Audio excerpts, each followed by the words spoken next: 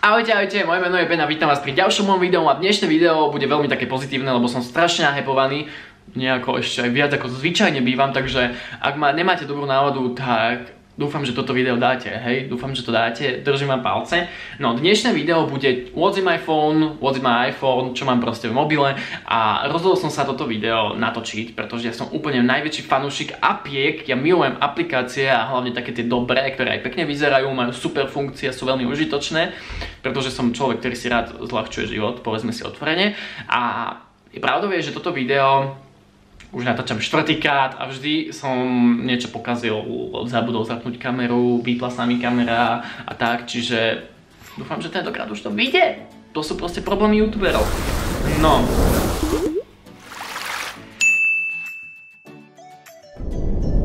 Veď k tým apkám, hoci kedy máte nejakú otázku na nejakú aplikáciu alebo nejakú radu na nejakú super aplikáciu, tak mi určite napíšte, pretože ja sa v tom vyžívam, ja si stiahujem apky a potom ich testujem a potom to vyhodím, keď je to blbosť. Vlastne apka, ktorá ostane v mojom mobile, tak to je veľmi úžasná apka, ktorá je proste fakt užitočná. Tak preto som si povedal, že fakt by som vám to mohol ukázať a hneď na začiatok ma strašne strbí nos, neviem čo sa deje. Hneď na začiatok áno, mám iPhone X, neviem čo tomu povedať. Dúfam, že nemusíme riešiť žiadne také iPhone versus iné značky, iOS versus Android. Mne je jedno, čo ľudia majú a nenechajte, nech vám toto, pretože mne to vyhovuje, lebo chápete, ja mám proste... Poďme teda hneď na to a priznám sa, že nie všetky aplikácie vám budem otvárať, pretože mám ich celkom dosť, asi neviem koľko máte ostatní, ale je pravda, že tuto hneď na základnej ploche mám iba černé pozadie a iba zo pár aplikácií a to dokonca všetky, ktoré už boli predinštalované, čiže všetky aplikácie, ktoré si inštalujem ja do svojho mobilu mám tu. A toto je základné rozloženie od výroby, alebo ako sa to povie, tak nejaké základné výrobné nadstavenie. Mám tu kalendár, ktorý veľmi používam to ako diár. Chápete, hoci kedy sa niečo deje, ja neviem, kedy sa niečo dialo, 1. septembra, aha, toto bolo samé, tak ja ho používam veľmi často. Anna a Sally Vinobrane, boli sme vonku. Čiže hoci čo sa bude diať, si tam plánujem, to veľmi používam. Fotky vám nebudem ukazovať, lebo boh vie, čo by som tam našiel. Kamera, e-mail, chápete, hodiny, mapy, keď to viete, akože scenáre, no to by ste nepovedali, že niektoré moje videá majú scenáre, ale také tie, kde chcem niečo akože nejaké body vymenovať, alebo také majú scenáre. Ale hoci čo ma napadne, kedy si to napíšem. Myslím, že môžeme prejsť na ďalšiu stránku, ale tu mám 4 zložky, aj keď sa priznám, že nie som príliš veľký fanúšik zložiek, ale aj tak mám radšej, keď to mám upratané. Takže mám tu video making a tam mám vlastne všetko, čo je spojené s videom, čiže diktafón, keď robím nejaký komentár, Camera Connect je úžasná vec, kedy si kameru napojím na mobil a zrazu všetko, čo v kamere mám v mobile, môžem si to postnúť hocikam, je to úžasná vec, to vám určite odporúčam. Followers je aplikácia, ktorá mi dovoluje sledovať, kto ma unfollowoval na Instagrame a to ma niekedy veľmi šokuje, že oh my god, ja som si myslel, že sme friends a on ma unfollowoval proste. AdSense a štúdio YouTube sú veci, ktoré mi pomáhajú sledovať YouTube. Toto neviem ani vysloviť, túto červenú neviem čo to je. Ale je to aplikácia k stabilizátoru zasa, ktorý mi stabilizuje vždy video, keď niečo natáčam. A Splice je úžasná aplikácia pre vás, to je môj prvý tip. Je to aplikácia pre vás, ktorí robíte radi nejaké edity alebo niečo také, tak Splice je apka, ktorá vie spraviť úžasné super video a ja keď som bol na dovolenke, som si uvedomil, že vlastne celé video som tuto poťukal a hovorím si, že oh my god, tak prečo ja potom sa učím nejaké softvery v kompe, keď vlastne celé som dokázal spraviť tuto. Čiže Splice je asi najlepšia aplikácia do mobilu, ktorú som si stiahol, myslím na strihanie videí a proste zo všetkých, ktoré som vyskúšal, asi 10, sa mi najviac osvedčila táto a používam ju teraz už asi rok. Poďme ďalej a teraz tu mám produktivitu a priznám sa, že disk, dokumenty, snímky, Gmail a Numbers, to všetko používam iba do školy. Toto všetko používam fakt iba do školy a vlastne aj ten P-Schedule používam do školy a to je vlastne rozvrh. Viete, lebo keď som bol na strednej, áno, teraz som už vysokoškolák, tak sme mali EduPage, neviem či viete čo to je, ale to je taká aplikácia, kde máte rozvrh, známky, hodiny, suplovanie, jedlo školské, jedálni.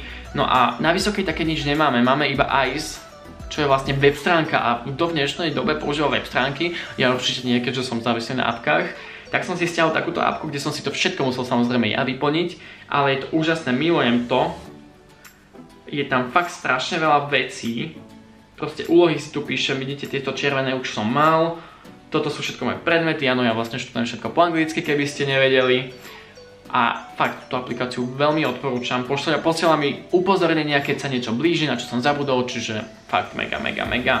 Potom tu mám sociálne siete a tam vlastne není moc toho zaujímavého, iba môj Instagram, ktorý, ak ešte nefollowujete, tak ja neviem, na čo ešte čakáte, hej. Môj Instagram, halo, ja tam proste žijem.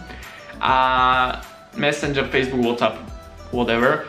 A teraz mám tu Spotify a k Spotifyu by som chcel povedať len mám na vás obrovskú prosbu.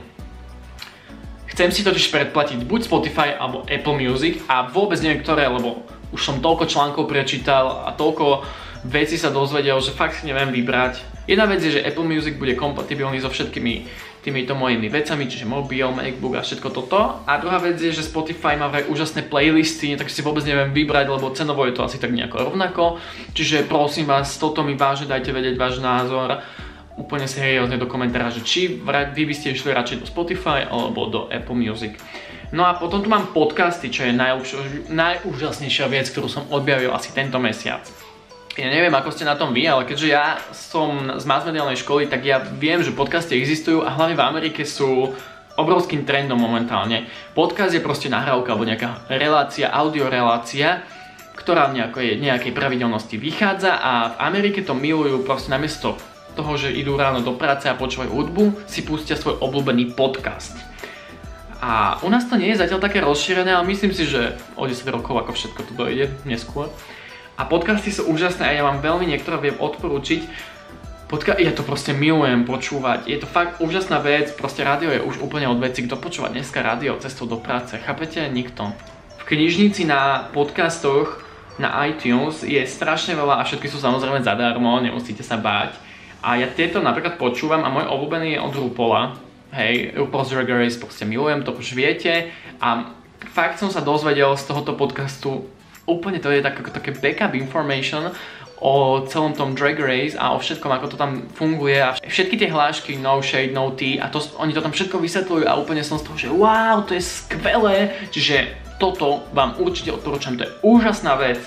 A potom čo ešte počúvam, nejaké anglické veci od Tylera Oakleyho a tak. A samé tieto Drag Race. Čiže toto boli sociálne siete, teraz tu mám foto a video. Priznám sa, že layout vždy si vymažem, že už to nikdy nepoužijem a potom to znova potrebujem. Potom tu mám Huji, neviem. Ja to mám Huji, podľa mňa to je Huji. Whatever. A Huji je taký akože retro foťák, kde vlastne nevidíte, čo odfotíte a potom keď dáte akože lep, vyvolať, tak máte tam tie fotky, ale nie sú také krásne retro, proste toto fakt milujem. A fakt krásne fotky mi to porobilo, musím povedať, no. No a teraz tu mám k tomu aj VHS Cam a to je vlastne video. Počkajte. Hej, som tam nejaký čapatý, občas to použijem na storku alebo tak. Ale používam to menej, musím sa priznať, že používam to menej, ale veľmi sa mi tieto retro veci páčia, čiže toto vám tiež odporúčam. A potom tu mám Unfold. Unfold je zase apka na story, no pozrite sa, tuto mám nejakú akože story, tu som ani nedokončil, to som sa proste iba nudil počas hodiny, je to vidieť. Ale robí fakt krásne storky a môžete si to vybrať od všelijakých rámčekov a tak. Je to super apka, teraz si všetko pozatvárame. Čiže toto je všetko z videa a foto a teraz už mi tu ostáva iba zo pár zaujímavých apiek. AliExpress, proste každý si rád kúpuje chujoviny za lacné peniaze, povedzme si otvorene, niekedy si objednám niečo, čo fakt nemá zmysel, ale proste, no. A potom tu mám apku Everyplace, ktorú vám určite odporúčam. Apka Everyplace je úžasná, lebo dlho som niečo také hľadal, ktoré mi vlastne bude zaznačovať všetky miesta na svete, kde som kedy bol. No teda samozrejme, že si nezaznačujem všetko, čo som na Slovensku videl, chápete, ale myslím akože celý svet. A keďže ja celkom rád cestujem, vy asi viete, keď ma sledujete na Insta alebo tak.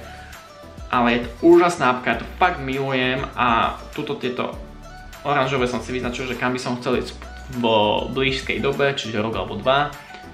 A často mi hovoríte, že mohol by som natočiť nejaké celocestovateľské video, že kde všade som bol a ktoré krajiny sa mi páčili najviac.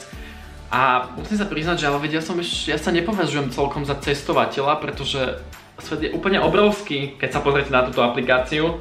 A ja som strašne veľa toho ešte nevidel. No a potom tu máme Sudoku. Ja nie som vôbec žiaden gambler, hej, to vám musím povedať. Nemám žiadnu inú hru, iba toto Sudoku. A to používam iba keď som v vlaku alebo v lietadle. A táto hra ma vždy zachráni a je to vlastne jediná taká tá smart hra, ktorá ma baví.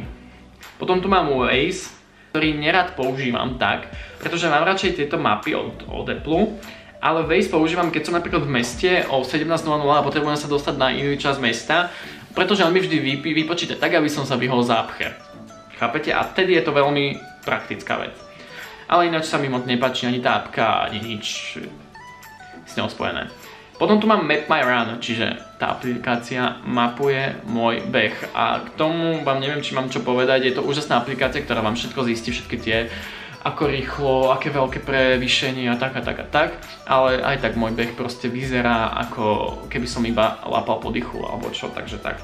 Kalkulačka, banka, operátor, nice iPhone, meradlo a IKEA. IKEA tu mám teraz momentálne preto, lebo dávam taký malý hint. Plánujem si troška prerobiť izbu, pokúpiť nejaké nové nábytky, niečo povyhadzovať a tak.